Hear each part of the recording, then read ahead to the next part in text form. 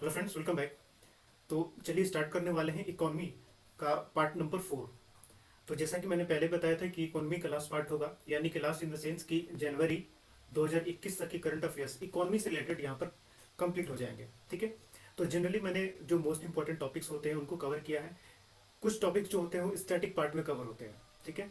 जैसे कि बैंकिंग से रिलेटेड हो गया, या फिर मॉनेटरी पॉलिसी से जो रिलेटेड रेट्स वगैरह होते हैं, ये भी काफ़ी आते हैं और इनका एप्लीकेशन भी आता है फिल्म्स में।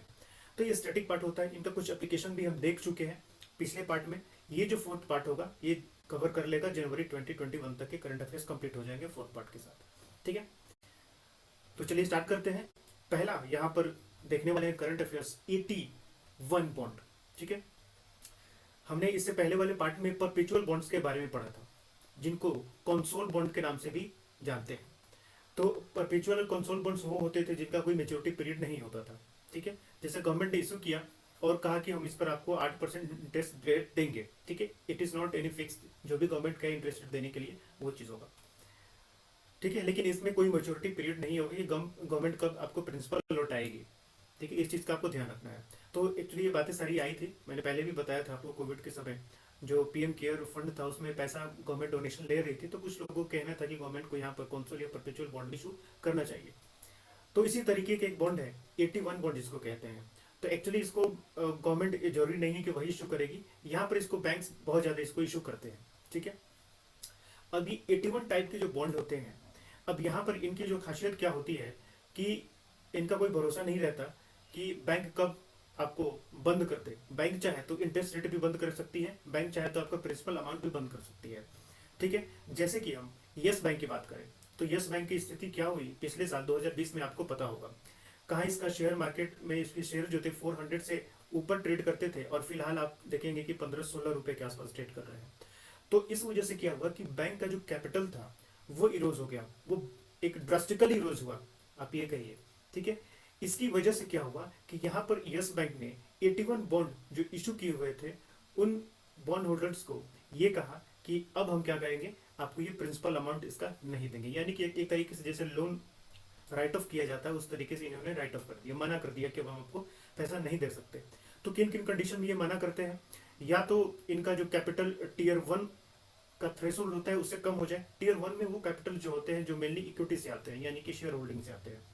ठीक है। या फिर इनका प्रॉफिट कम हो जाए कि वो इंटरेस्ट पे ना कर पाए, या फिर इनका कैपिटल ही इतना कम हो जाए जैसे कि इनको सर्वाइवल करना भी मुश्किल हो जाए, जैसा कि यस बैंक में हो गया था।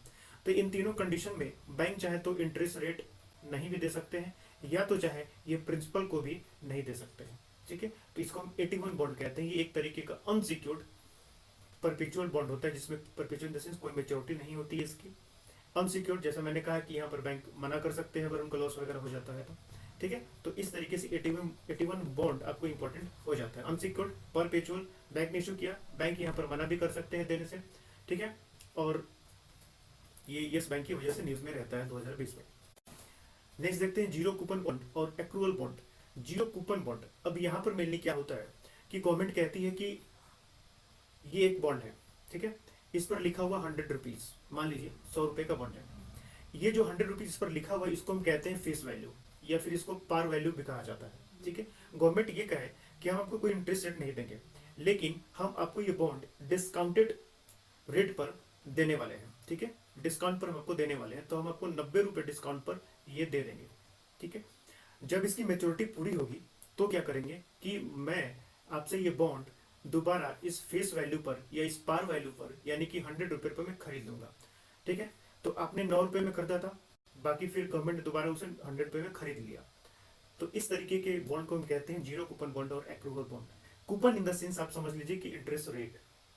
ठीक है। तो यहाँ पर कोई इंटरेस्ट रेट नहीं मिलता। वैसे आप इंटरेस्ट रेट निकाल सकते हैं कि 90 का खरीदा 100 में बेचा, तो 10/90 × 100 इस तरीके से जो निकला वो आपका इंटरेस्ट रेट हो जाता है। बट इस तरीके से इंटरेस्ट रेट गवर्नमेंट बताती नहीं है, वो कहती है कि हम डिस्काउंट पे देंगे और फिर दोबारा मेच्योरिटी के बाद हम फेस वैल्यू पर आपसे खरीद लेंगे। ठीक है। तो this is called zero coupon bond. Next, liquidity trap. Liquidity trap का सीधा सा मतलब ये हुआ कि मार्केट में इतना पैसा होता है कि इन्वेस्टमेंट भी मिले, इकोनॉमी सही से भी ग्रो करे, कोई रिस्ट्रिक्शंस नहीं होती। रिस्ट्रिक्शन द सेंस कि पैसे की कमी नहीं होती। लेकिन ये ट्रैप कैसे क्रिएट होता है, इसके दो सिनेरियोस यहाँ पर बताए गए हैं। पहला, इंटरेस्ट रेट लो हो और सेविंग रेट्स हाई हो जाए। अब ये कैसे हो सकता है? मान लीजिए एक कंपनी है, ठीक है, और एक इंडिविजुअल है, हमारे आपके जैसे लोग, ठीक है। अब ये जो कंपनी का इंटरेस्ट रेट है ये कम है। इंटरेस्ट रेट कम होने का मतलब कि अगर मैं, मेरे पास पैसा है, ठीक है, आई एम इंडिविजुअल, मेरे पास पैसा है, तो मैं जाऊंगा कंपनी में इन्वेस्ट करने के लिए। लेकिन कंपनी अगर इंटरेस्ट रेट 2% दे रही है, और वहीं एक बैंक है, अगर इस बैंक के सेविंग अकाउंट में पैसे रखने से मुझे 4% मिल रहा है, तो मैं पैसे कहाँ रखूंगा? डेफिनेटली मुझे जहाँ ज़्यादा मिलेगा, तो मुझे इससे बैंक के सेविंग अकाउंट में पैसे ज़्यादा मिल रहे हैं। तो इससे क्या होगा कि मार्केट में तो पैसा है, लिक्विडिटी भी है, लेकिन अब चूंकि इंटरेस्ट रेट ये लो हो गए हैं और सेविंग रेट्स हाई है, जिसकी वजह से जो पैसा होता है वो ज़्यादा ज़्यादा से ज़्यादा बैंक्स के सेविंग अकाउंट में जमा हो जाएगा, ठीक है। तो बैंकों के पास ये पैसा जाएगा, तो इससे इन्वेस्टमेंट क्या होगा, वो लो हो जाएगा। कंपनीज में इन्वेस्टमेंट लो होगा, तो अगर इन्वेस्टमेंट लो होगा तो economy growth then slow and so on, ये चीजें। अब इस रेशियो, अगर इस सिनेरियो में आरबीआई पैसा इन्फ्यूज भी करती है, मार्केट में पैसा लाती भी है, तो फिर वही होगा, लोगों के पास पैसा आएगा, अगेन ये जाएंगे बैंक में जमा कर देंगे, ठीक है, क्योंकि यहाँ पर जो इनको रिटर्न मिल रहा है वो सेविंग अकाउंट से कम मिल रहा है, ठीक है। तो इस वजह से क्या है कि मार्केट में पैसा भी है, तो भी यहाँ पर क्या होगा कि इन्वेस्टमेंट कम देखने को मिल सकता है, ठीक है। तो इसको लिक्विडिटी ट्रैप के नाम से जानते हैं। Next, BSE agriculture market limited portal है। ये बीएसई के द्वारा, जो बॉम्बे स्टॉक एक्सचेंज है, उसके द्वारा एक नया पोर्टल लॉन्च किया जा रहा है फॉर स्पॉट ट्रेडिंग। किस चीज में? एग्रीकल्चर कमोडिटीज में, ठीक है। तो स्पॉट ट्रेडिंग क्या होता है, इसके अलावा फॉरवर्ड ट्रेडिंग क्या होती है, ठीक है, फ्यूचर ट्रेडिंग क्या होती है, ये सब स्टॉक एक्सचेंज के टर्म्स हैं, जिसके बारे में हम पहले के पार्ट्स में चर्चा कर चुके हैं और काफी अच्छे से, ठीक है। तो यहाँ पर याद रखना है कि बीएसई ने ये एक नया एक स्टॉक एक्सचेंज लॉन्च करने के बारे में सोच रहा है, और उन्होंने लॉन्च भी किया। तो जो एग्रीकल्चर कमोडिटी में स्पॉट ट्रेडिंग की जाएगी, ठीक है। Next, infrastructure investment. अब नाम है इसका इंफ्रास्ट्रक्चर इन्वेस्टमेंट, यानी कि इंफ्रास्ट्रक्चर इन्वेस्टमेंट में, इंफ्रास्ट्रक्चर में इन्वेस्टमेंट करने के लिए यहाँ पर ट्रस्ट बनाया गया है। जो तो यहाँ पर जो फंड आएगा, इस ट्रस्ट में जो पैसा आएगा, वो कहाँ से लिया जाएगा? वो मेनली रिटेल, यानी कि हमारे आपके जैसे जो लोग हैं, इंडिविजुअल लोग जो पैसा इन्वेस्ट करना चाहते हैं, वो क्या करेंगे कि इस ट्रस्ट में वो इन्वेस्ट करेंगे, जमा करेंगे। It is like mutual fund होता है, जैसे आप पैसा वहां पे रखते हैं और म्यूचुअल फंड का मैनेजर आपके बिहाफ पर कंपनीज में शेयर मार्केट में लगाता है। तो उसी तरीके से यहाँ पर है, ये एक ट्रस्ट है जहां पर आप पैसा देंगे और ट्रस्ट फाइनली आगे ले जाके इंफ्रास्ट्रक्चर प्रोजेक्ट्स में इसको इन्वेस्ट करेगा, ठीक है। तो इसको हम कहते हैं इंफ्रास्ट्रक्चर इन्वेस्टमेंट ट्रस्ट या InvITs, regulated by SEBI. Next, positive pay system RBI ने लॉन्च किया। मेनली इसका काम क्या है? वो चेक ट्रांजेक्शन अबव 50,000, अगर 50,000 से ज्यादा के रुपए आपको चेक से उसका ट्रांजेक्शन करना है, तो आपको बैंक को कुछ एडिशनल इंफॉर्मेशन प्रोवाइड करना पड़ेगा, ठीक है। सर्टेन मिनिमम डिटेल्स आपको देने पड़ेंगे। मेनली एक प्रोसीजर है, ताकि जो हाई अमाउंट के ट्रांजेक्शन्स होते हैं उनको, उनके लिए कुछ इंफॉर्मेशन रखा जाए कि कहाँ और किसको आप ये दे रहे हैं, ठीक है। तो ये कोई मैंडेटरी चीज नहीं है, ठीक है। जरूरी नहीं है कि 50,000 से ज्यादा के ट्रांजेक्शन हो रहे हैं तो बैंक आपसे डिटेल्स मांगे, ये बैंक के ऊपर डिपेंड करता है, ठीक है। बैंक चाहे तो इसको मैंडेटरी बना भी सकता है या फिर नहीं बना सकता है, it is totally dependent on bank, ठीक है। तो ये आपको याद रखना है, it is positive pay system. और इसको डेवलप किया गया है किसके द्वारा? एनपीसीआई के द्वारा, जो कि इंडिया में रिटेल ट्रांजेक्शन से रिलेटेड चीज़ों को मैनेज करने का काम करता है, या फिर उनके लिए टेक्नोलॉजी डेवलप करता है national payment corporation of India. Next, non price competition. अब देखिए, कंपनीज जो होती हैं जनरली उनमें प्राइस कंपटीशन भी आपको देखने को मिलता है। जैसे कि एक कंपनी ए है, एक कंपनी बी है, और ये दोनों कंपनी एक ही चीज बना रही है। मान ली कि ये एक पेन बना रही है, ठीक है। अभी क्या क्या करेंगे कि सेम चीज, सेम प्रोडक्शन ये कर रही है, सेम गुड्स का, तो ये क्या करेंगे कि मार्केट में सर्वाइव करने के लिए या फिर अपने ज्यादा प्रोडक्ट बेचने के लिए प्राइस को लगातार कम करती रहेंगे, एक दूसरे से कम करती रहेंगे, ठीक है। तो इसको हम कहते हैं प्राइस कंपटीशन। अब नॉन प्राइस कंपटीशन का मतलब ये हुआ जिसमें प्राइस का कंपटीशन इन्वॉल्व ना हो। तो ये दोनों कंपनियां क्या करें कि प्राइस इसका कम ना करने की बजाय क्या करें, इनकी क्वालिटी को इनहेंस करने की बात करें। अब ये क्या करें कि एक अगर पेन 10 रुपए का मिल रहा है, तो अब ए वाले का जो पेन होगा, पेन होगा, हो सकता है कि अब वो ज़्यादा चले बी के कंपैरिजन में, ठीक है। ग्रिप उसमें ज़्यादा हो, और या तो इंक हो जाए या फिर बॉल पेन हो जाए, ठीक है। उसमें स्मूथनेस किसमें ज़्यादा है, तो इस तरीके से क्वालिटी पर ध्यान देने लगते हैं। प्राइस उनका स्टेबल ही रहता है, बट क्वालिटी इंप्रूवमेंट, सब एक्स्ट्रा बेनिफिट वो ऐड करने लगते हैं इसमें। तो इसको हम कहते हैं non price competition among companies. ठीक है, next, Indian economy firmly on path of V shift recovery. अब ये बात कही गई है हमारे इकोनॉमिक सर्वे में। इकोनॉमिक सर्वे में कहा गया कि वी शिफ्ट रिकवरी के पाथ पर है हमारी इंडियन इकोनॉमी। अब देखिए, इकोनॉमिक सर्वे से रिलेटेड मैं 2-3 पार्ट्स लेके आऊंगा जिसमें इकोनॉमिक सर्वे से रिलेटेड एक्सक्लूसिव आपको एमसीक्यूज मिलेंगे। ठीक है, तो वो चीजें मैं इसमें कवर नहीं करूंगा, उनका अलग से पार्ट आएगा इकोनॉमिक सर्वे के नाम से। तो बात कही गई वी शेप रिकवरी की, तो अब हमारे लिए यहाँ पर जानना जरूरी हो जाता है कि ये जो अलग अलग शेप वाले रिकवरीज होते हैं वो एक्चुअली में होते क्या है। ठीक है, तो इस तरीके से Z shape, V, U, W, L, N, J shape recovery. अब जेड शेप रिकवरी क्या होती है? जेड शेप रिकवरी आपको कुछ इस तरीके से हो सकती है कि आपका, ठीक है, इस तरीके से हो सकता है जेड शेप रिकवरी। यहाँ से ये रिकवरी, यहाँ से ये ग्रोथ ऊपर की तरफ, फिर नीचे की तरफ, फिर ये ऊपर की तरफ। ठीक है, तो इसको ये सबसे ज्यादा ऑप्टिमिस्टिक होती है, यानी कि सबसे ज्यादा बेहतर इसको माना जाता है, या फिर ये हो सकता है, रियली एग्जिस्ट भी कर सकता है प्रैक्टिकली। तो इसको जेड शेप रिकवरी करते हैं। मेनली इस साइज शेप ही उस तरीके से बनते हैं। वी शेप किस तरीके से हो गया? ऐसे हो गया, पहले यहाँ पर ये इसका ग्रोथ था, तुरंत ही नीचे गिरा और फिर नीचे से ये ऊपर की तरफ जाएगा। यू शेप में क्या होता है कि यू शेप में ये इस तरीके से होगा, यानी कि इकोनॉमी जब नीचे की तरफ आएगी तो कुछ समय तक यहाँ पर लोअर लेवल पर ये सस्टेन करेगी और कुछ समय के बाद ये ऊपर की तरफ जाएगी। ठीक है, यहाँ वही वी शेप में क्या होता है, ज्यादा यहाँ पर टाइम तक नहीं रहती, वो तुरंत बाउंस बैक करती है। लेकिन यू शेप में कुछ समय तक यहाँ पर वो ठहरती है। अब ऐसा नहीं है कि स्मूथ ही हो सकता है, ये इस तरीके से भी होगा। ये इकोनॉमी ऐसे ही तो चलती है ना, ऐसे चल सकती है, दिस इज यू शेप। तो ऐसा नहीं कि एकदम ऐसे आके गिरे, this is not like this. Okay, W shape सीधा सा है डब्ल्यू के फॉर्म में, यानी कि इकोनॉमी पहले नीचे गिरती है, थोड़ी सी ऊपर उठती है, फिर नीचे गिरती है, फिर ज्यादा ही ऊपर उठती है। उसी तरीके से एल शेप होता है, इस तरीके से इकोनॉमी नीचे गिरी एकदम और लगातार काफी लंबे समय तक ये उसी पेस में, उसी लोअर पेस में ये सस्टेन कर रही है एक्स एक्सिस पर। ठीक है, so this is L shape. Z shape होता है, इट्स लाइक इस तरीके से ये है जेड शेप, जे शेप। अब ये तुरंत यहाँ से ड्रास्टिकली बिल्कुल ऊपर की तरफ जाती है। तो इस तरीके की जो इकोनॉमी होती है या ग्रोथ जो होता है जनरली रियलिस्टिक नहीं होता, ये नहीं पाया जाता, क्योंकि इतना तेज रिकवरी और अचानक रिकवरी ये लगभग ना के बराबर देखने को मिलती है।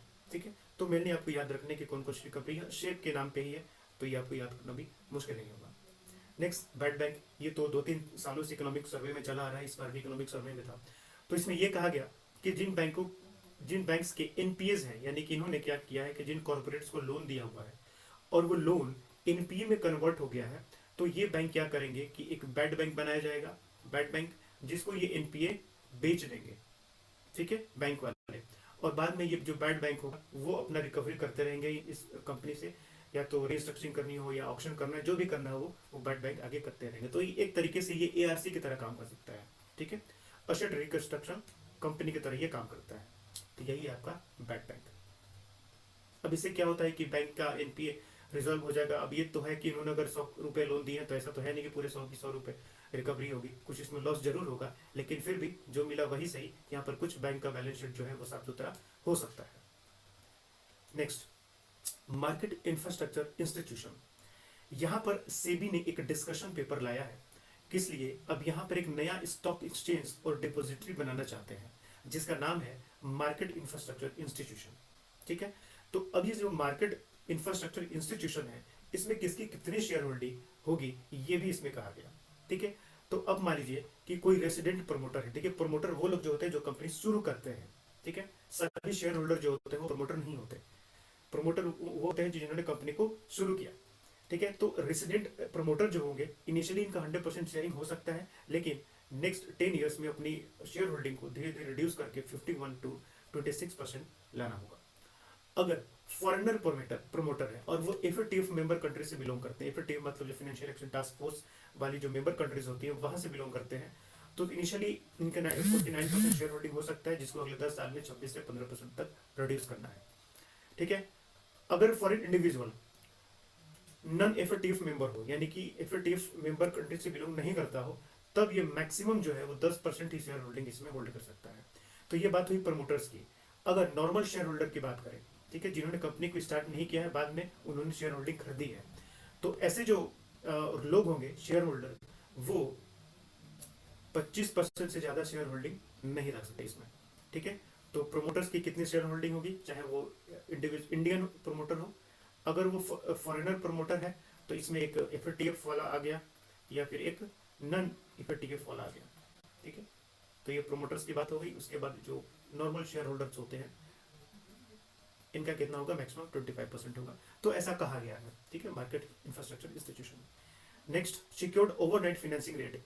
ये क्या होता है, एक ओवरनाइट इंटरेस्ट रेट होता है जिस पर इंटर बैंक ट्रांजेक्शन होता है, यानी कि एक बैंक दूसरे बैंक से उधार लेता है। जैसे कि मान लीजिए कि एसबीआई है, इधर कोई भी बैंक है like PNB, ICICI and HDFC, ठीक है, फॉर एग्जांपल एचडीएफसी। अगर एचडीएफसी को लोन चाहिए, फोरनाइट के लिए लोन चाहिए, तो ये जाएगा एसबीआई के पास और कहेगा कि हमें फोरनाइट के लिए या ओवरनाइट के लिए हमें एक लोन चाहिए, ठीक है। तो एसबीआई क्या करेगा, इनको लोन प्रोवाइड करेगा। तो ये जो लोन होगा वो इस पर होगा सिक्योर्ड ओवरनाइट फाइनेंसिंग रेट, जो कि बेंचमार्क का काम करता है, जो कि जनरली रेपो रेट जितना ही होता है। अब रेपो रेट क्या होता है ये आपको पता होगा, ठीक है। तो ये क्या होता है, इंटर बैंक ट्रांजेक्शन हुआ, ठीक है, एक बैंक से दूसरे बैंक के बीच में, तो ये आपको याद रखना है। नेक्स्ट, टेलीकॉम इंडस्ट्री से रिलेटेड कुछ फैक्ट्स आते हैं सीधे के सीधे स्टेटमेंट में, क्वेश्चन में यहाँ से। India world second largest telecommunication market with a subscriber base of 1.16 billion and telecom density is 87.3% 7% in financial year 20, ठीक है, ये चीज। And also India is second largest market in terms of total internet users, ठीक है, कितने लोग telecom service use करते हैं उसके मामले में सेकेंड लार्जेस्ट है, इतना लोग यूज करते हैं, ठीक है। और डेंसिटी जो है वो इतनी हो गई, इंटरनेट यूजर्स के मामले में भी हम सेकेंड लार्जेस्ट मार्केट में बिलोंग करते हैं, ठीक है। तो ये फैक्ट्स आपको याद रखने हैं। Floating rate. अब लीजिए कि यहाँ पर ये बॉन्ड है, बॉन्ड मेनली जो होता है वो डेट इंस्ट्रूमेंट होता है। तो किसी ने बॉन्ड इशू किया, ठीक, 100 रुपए का प्रिंसिपल है। अब ये जो इंटरेस्ट रेट इस पर कुछ होगा, अब इसका जो इंटरेस्ट रेट है ये क्या है, फ्लोटिंग है, ठीक है, ये फ्लोटिंग है, यानी कि बदलता रहेगा। अगर मार्केट अच्छी चल रही है, इकोनॉमी आपकी बहुत अच्छी ग्रो कर रही है, तो ये इंटरेस्ट रेट जो होगा वो हाई होगा। अगर मार्केट अच्छी नहीं चल रही है तो इंटरेस्ट रेट जो होगा वो लो होगा। तो मार्केट जब अच्छी चले तो आपको अच्छा रिटर्न मिलेगा और कम चले तो आपको कम रिटर्न मिलेगा, ठीक है। लेकिन आपका प्रिंसिपल जो होगा वो डूबने वाला नहीं है, ठीक है। तो एक तरीके से क्या होगा, एक 100% रिस्क फ्री इन्वेस्टमेंट होता है। और मेनली ये जो बॉन्ड्स होते हैं गवर्नमेंट ही इशू करती है, तो यहाँ पर गारंटी भी गवर्नमेंट के द्वारा मिल जाती है कि आपका प्रिंसिपल नहीं जाने वाला है। बाकी इंटरेस्ट रेट तो फ्लक्चुएट करता रहेगा डिपेंडिंग ऑन द मार्केट, ठीक है। दूसरी चीज, अब यहाँ से जो आपको इंटरेस्ट मिलेगा इस पर आपको टैक्स भी देना पड़ेगा, ठीक है, टैक्स भी देना पड़ेगा, टीडीएस भी कटेगा, जिस तरीके से फिक्स डिपॉजिट में कटता है। अब बाद में आप जब इनकम टैक्स रिटर्न फाइल करेंगे तब इन टैक्स और टीडीएस को वापस करने के लिए यानी कि बैक क्लेम कर सकते हैं आप, ठीक है। लेकिन वो तो अलग चीज है, लेकिन इस पर ये चीज इतना ध्यान रखना है कि इसके रिटर्न जो इंटरेस्ट रेट आएंगे उस पर टैक्स और टीडीएस करना है। नेक्स्ट, कोर सेक्टर इंडस्ट्रीज, बहुत ही इंपॉर्टेंट यहाँ से क्वेश्चन आ भी चुके हैं और आगे भी आ सकते हैं, तो आपको याद रखना है। पहली चीज क्या रखनी है कि 8 कोर सेक्टर्स हैं, इनके नाम आपको याद होने चाहिए, बिल्कुल एक रटा हुआ। Crude oil, natural gas, refinery product, fertiliser, steel, cement and electricity. Weightage इनका आपको याद करना है डिक्रीजिंग ऑर्डर में, सबसे ज्यादा वेटेज रिफाइनरी प्रोडक्ट, उससे कम इलेक्ट्रिसिटी, उससे कम steel, then less than this one, and सबसे कम आपका फर्टिलाइजर का वेटेज होगा। जो आईआईपी होता है यानी कि इंडेक्स ऑफ इंडस्ट्रियल प्रोडक्शन होता है, उसमें कितना वेटेज होता है इस कोर इंडस्ट्री का, दिस इज 40%। ये भी आपको याद रखना है। तो यहाँ पर तीनों point, this is the most important thing, ठीक है। Long term repo operations. अब देखिए रेपो रेट्स जो होते हैं जिन पर खरीद बिक्री की जाती है वैसे वो शॉर्ट टर्म के होते हैं, लेकिन यहाँ पर कहा गया कि ये लॉन्ग टर्म के होंगे। कोविड के समय आरबीआई ने लाया, मेनली इसका जो उद्देश्य था वो बैंकिंग सेक्टर में लिक्विडिटी को इंजेक्ट करने के लिए था।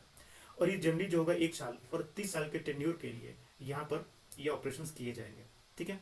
और ये भी जो होगा रेपो रेट पर ही किया जाएगा, ऐसा नहीं कि इसके लिए कुछ अलग रेट है, ये रेपो रेट पर ही यहाँ पर खरीद बिक्री की जाएगी। फर्क इतना है कि शॉर्ट टर्म के लिए नहीं होगा, ये लॉन्ग टर्म के लिए होगा। कितना इसमें टोटल अमाउंट देने की बात हुई है, 1 लाख करोड़ रुपए इसमें टोटल देने की बात की गई है, ठीक है। तो ये आपको याद रखना है मेनली।